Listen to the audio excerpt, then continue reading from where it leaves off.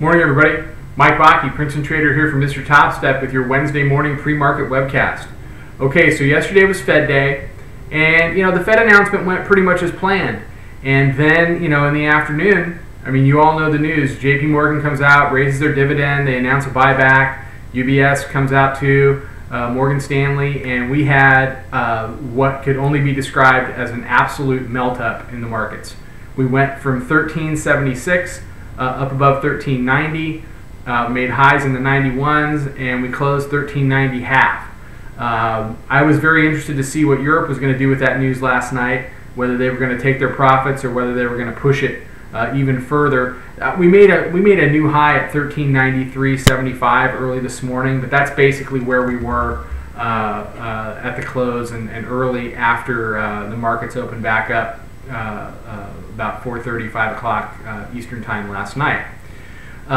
So we've got this 1393.75 level. Current trade is 1390. Today, if any day was going to set up to be an inside day, it's today. You've got a high up at 93.75. You've got lows down in the 60s, and a lot of this today is going to need to get worked off. So the issue for me, what am I looking at today? You've got bulls that got way more out of yesterday than they could ever imagine. If you had resistance levels, it was blowing through all of them and just taking out level after level until you didn't have any levels anymore. So, the likelihood that these people at least take some profits is pretty good. So I think we're going to see some kind of a retracement today.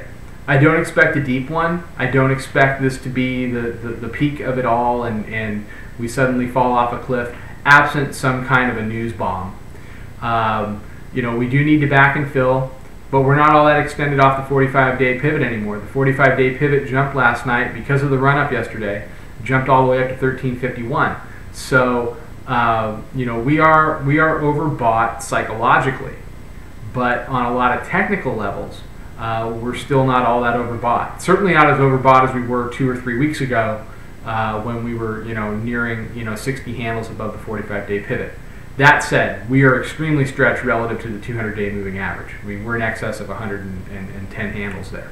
So a correction will come. Don't anticipate it. I'm starting to set up another swing short position. I started that yesterday above 75. I've been adding to it as I go, and my average is coming in right around 1383.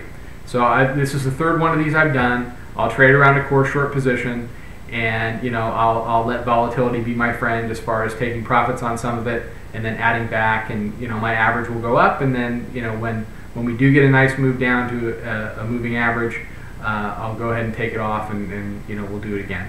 So that's where I am today. No big economic news other than the fact that Bernanke speaks at 10 o'clock. I'll be interested to see what he has to say relative to the Fed's plans and relative to what happened yesterday. But let's do support and resistance. 1390 quarter is the trade right now. Let's do upside first. 1394, 1398, 1401, 1408, and 1413. On the downside, you've got 1388. Got the daily pivot coming in at 1382.58 today. 3-day pivot 1379.75. 1372.73 is the 9 and 20-day pivots. Below that, you got 1367, 1363, and 1357. That should get us through today. So everybody have a good one. Mike Vacchi, Princetontrader from Mr. Topstep. Trade them well, and I'll be back tomorrow morning with another webcast.